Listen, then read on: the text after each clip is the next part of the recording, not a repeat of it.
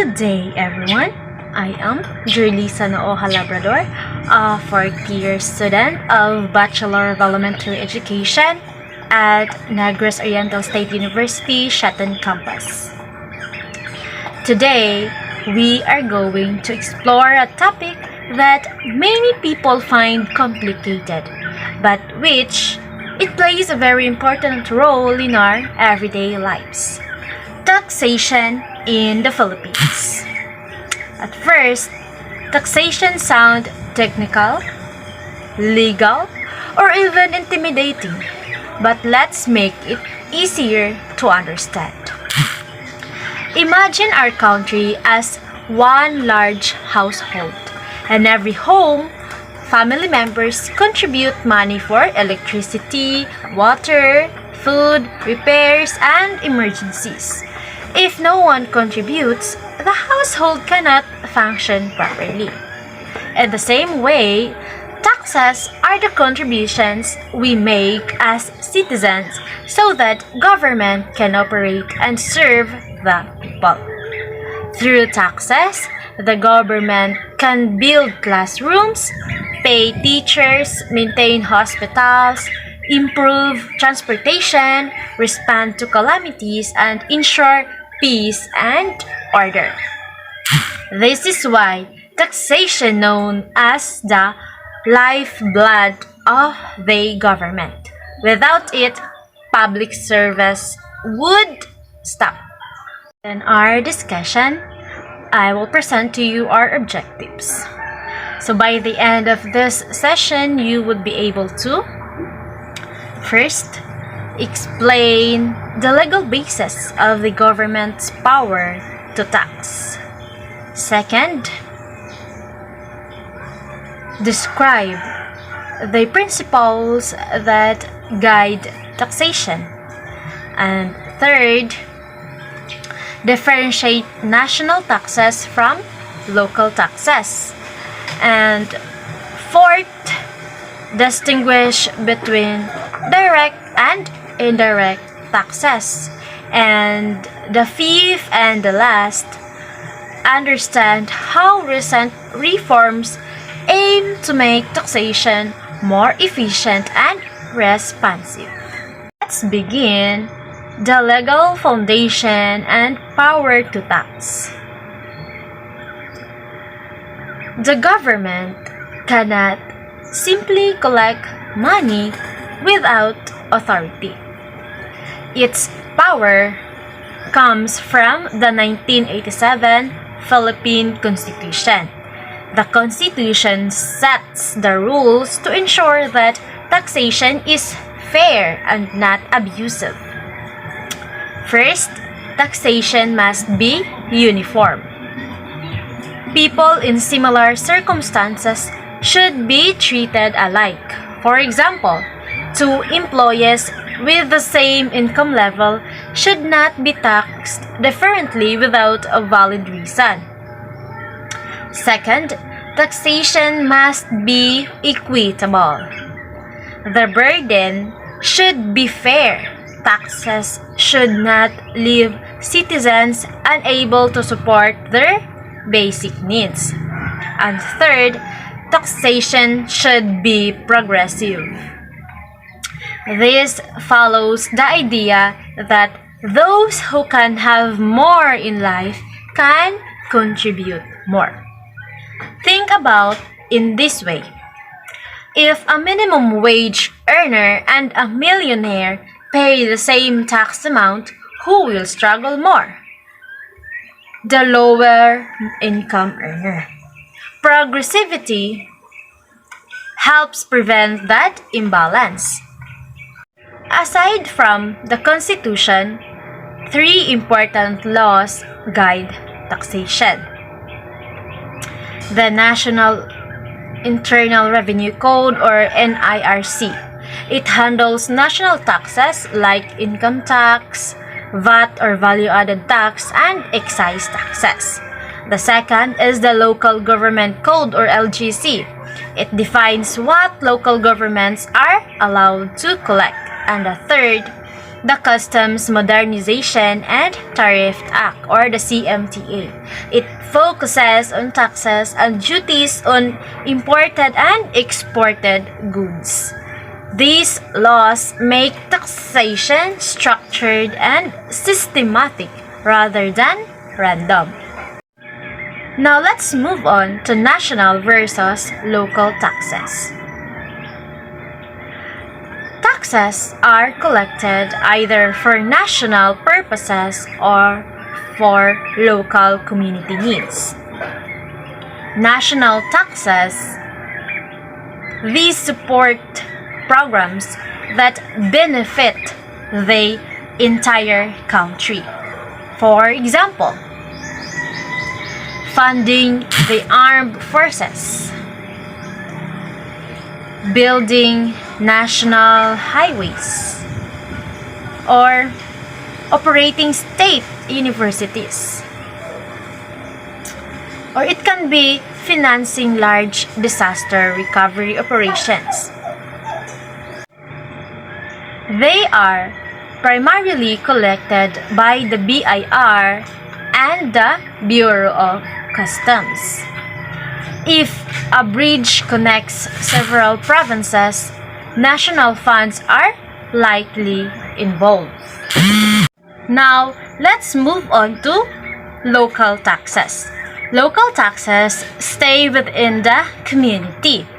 They fund projects such as barangay roads, drainage systems, local clinics, and street lights. So, these are the examples of local taxes.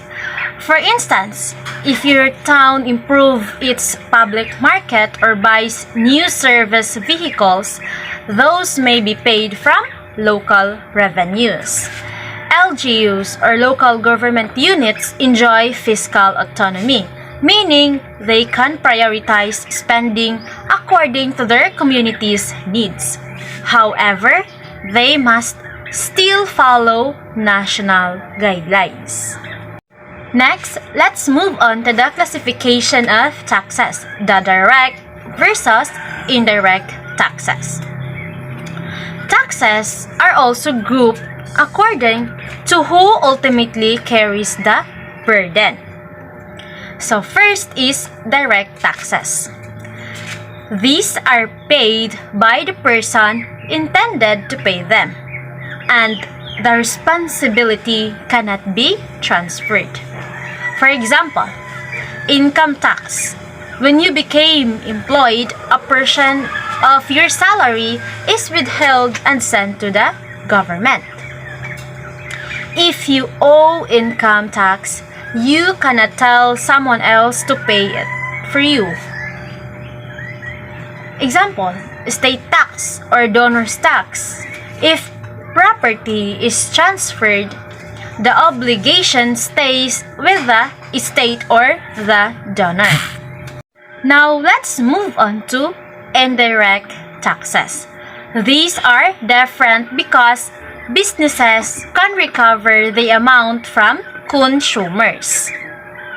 So for example, the VAT or value-added tax. When you buy clothes, gadgets, or meals at restaurants, part of the price represents the VAT. Even if the store remits it, the money actually came from you. Another example, excise tax. Fuel price increases often happen because excise tax are adjusted. When transportation costs rise, prices of goods may also increase. This shows how indirect taxes can affect many parts of the economy. Excise taxes are also meant to influence behavior. Higher taxes on cigarettes may encourage people to smoke less. Taxes on sugary drinks may promote healthier choices. So, taxation can help guide social outcomes, not just raise revenue. Now let's move on to local taxes and modern reforms. Let's go deeper into local taxation. Real property tax. If someone owns land or a building, they pay annually based on assessed value. This is one of the most stable income sources for LGUs.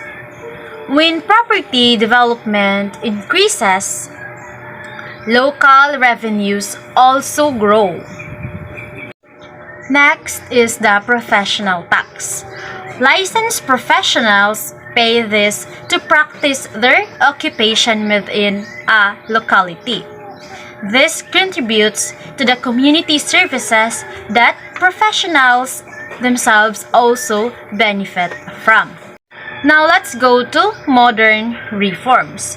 The Train Act. It is lowered income taxes for many individuals. Workers could take home more salary, which could improve household spending and stimulate the economy. However, some consumption taxes increased, so people might notice price changes. Next is the CREATE Act. It reduced corporate income taxes. The idea is that when businesses save money, they can expand, invest, and hire more workers. Ease of Paying Taxes Acts. It encourages digital transactions, online filing, and simpler procedures. If paying taxes becomes easier, more citizens are likely to comply correctly and on time. Now let's move on to why taxation matters in everyday life. Taxation is not distant from us. When we see free public education, vaccination programs, farm-to-market roads, disaster relief goods, and these are results of collected taxes. Understanding taxation helps us to see the connection between our contributions and the services we received. It promotes awareness, responsibility, and participation in national development. To conclude, taxation is a constitutional power designed to support government functions while maintaining fairness and accountability. We explored its legal foundation, guiding principles, national and local structures, classifications, and reforms. More than financial obligations, taxes represent our partnership with the government in creating opportunities and improving quality of life. Thank you for joining me in this learning session. Again, I am Jerlisa Naoha, Labrador. Mabuhay, and let us continue contributing a better Philippines.